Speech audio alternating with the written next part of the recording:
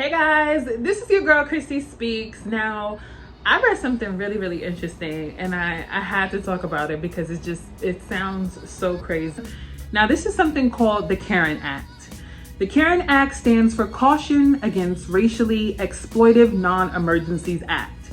So where did this act come from and what does this act actually do? This act would impose fines on anybody who makes false and racially discriminatory emergency reports in San Francisco.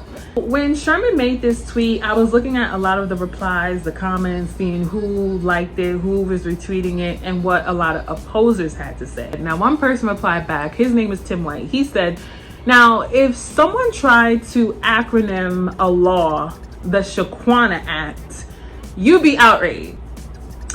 Well, for one, I don't know of a lot of Black people calling the cops on white people for racially reasons. I've actually have never really seen it. Anytime we're calling the cops, it's for something serious.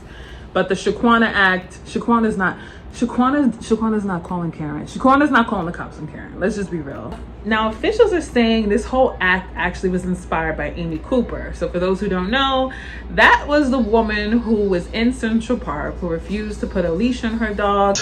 I'm gonna tell them there's an African-American man threatening my life. Please tell them whatever you like. And of course, called the cops on an innocent Black man and did this whole performance. I'm being threatened by a man in the ramble. Please send the cops immediately. You called the cops because someone was barbecuing. There are real emergencies out there. Like, you should be arrested and you should be fined. And a lot of this stuff is always the same thing. It's always white women. I hate this. It is. It's always the same group of women calling the cops on, as we've seen, Black and brown people for no reason. So the CAREN Act, it might sound funny, of course, but this is something I would like to see happen. Karen with the K though, don't use C, okay? We're not associating the C letter with that Karen. Y'all gotta figure out with the K. But let me ask y'all something. Is this something that you guys can honestly think will take pass as like an actual law? This is something that they're starting in San Francisco. So if this is approved and this is legalized, then what's going to happen as far as the other states? Are we going to have the CAREN Act for New York? Is this something that's going to be taken seriously? If we do the CAREN Act, what are the repercussions and the consequences? You're fining them, cool. But what about imprisonment?